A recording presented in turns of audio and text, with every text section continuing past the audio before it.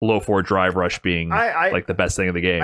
Every character played the same. That's kind of my main thought. It's kind of just the way the game is kind of turned into. I feel like either the good characters like the Camis and the Rashids are going to be strong because like they kind of do the thing really well. And then if you have a character that don't do the thing really well, like they win differently, like Geef, people went off with his head. It's as simple as that. Yeah, but that's Geef. It's Geef. But even then, you don't want off of this head. I mean, I think Geef's dumb, but I also think it's good that Geef is doing something different. I do think it's good for the game a little bit. Yeah, like just to have something different than the low forward drive rush meta. And it's funny because the way I think back at it too, it's like when Street Fighter V was wrapping up, we were going to Street Fighter 6. One of my thoughts, I talked about this publicly too, was like, you know, I like Street Fighter V a lot, but I'm not going to miss the low forward hick and firm meta. You know, I don't really like staring at Karen and Ken looking me in the grill, and I'm glued to down back, and they're twerking on me, dancing back and forth, waiting for me to move or take a throw, and then they hit low forward confirm and I die. But then comes Street Fighter 6, and I realize, oh, that's the same game, but there's no hit confirm. You just do it.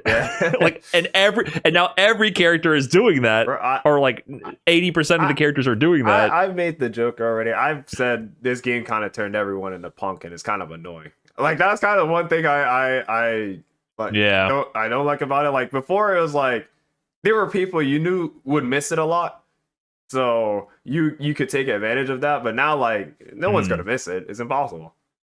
Well, you don't have to miss it. You commit to it, and then they get a really strong interaction. They just do crouching immediate drive rush, and they might win. But I also think it's bad for me to say stuff like that, because like I read a lot of my YouTube comments, and it is like I oversimplify the game. People say like it's hard to do drive rush, and I'm like, oh, my bad, but like wait, you're saying your YouTube commenters are saying that it's hard to do? Somebody said it's hard to do low forward. Hard to use effectively or hard to execute? Hard to execute. Like he said, he couldn't really commit to it. But like I said, that's us playing fighting games for so long. Well, yeah, but they also have to be understanding that when we're having this conversation, we've been playing fighting games for 10 years, so we're not gonna like. Oh, by the way, to do a low forward drive rush item, I don't know if you've thought about this. You got to press the button, and then we depending on who you're talking to. I guess that goes into like know your audience, right? Like.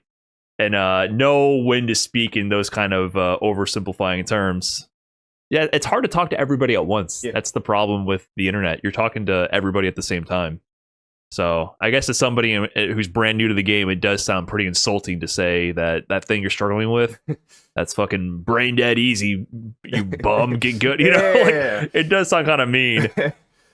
But it's the way, like, I want the meta to change, but like I don't think it would unless they really change a lot. Like I like Geef being good. He's hella toxic. I like the reason Geef is good is bad, but at the same time, it's cool to see something different. Right. Yeah, I do think it's good to see something different, like a different approach.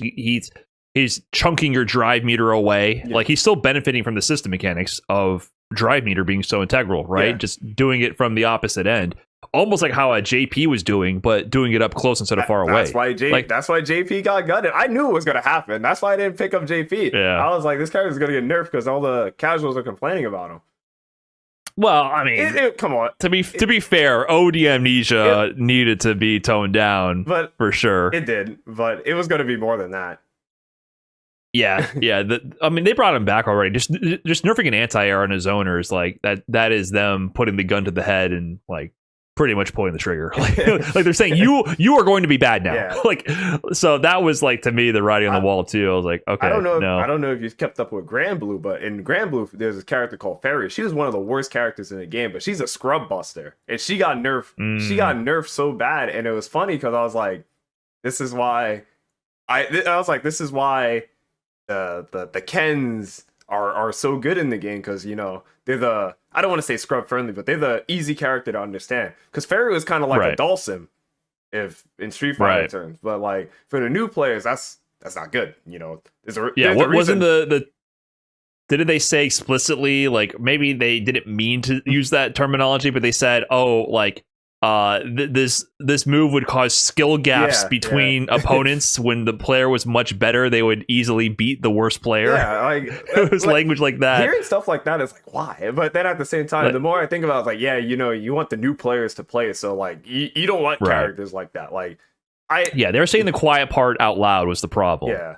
Like, you're not supposed to say it, but yeah, they want to prevent. You do have the balance for all levels to a degree.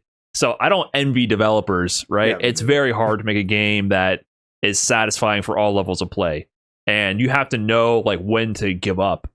Like, some of the best games of all time were because the developers couldn't patch it, and it was a happy accident, and they're fucking toxic as hell. If there's a skill gap, it's over. They can't do happy there's no such thing as happy accidents anymore, because all the games just get, you know, they get patched right away. Patch culture. Like Marvel 3 is a happy accident if you think about it, and that's one of the best games ever. So it's but you can't risk that anymore. I mean, the live service model, they have to keep it alive, and you know, if an MVC2 came out today, people would be like, "What is this fucking trash?" This game's So we definitely have different expectations. So it's good to be like mindful of that.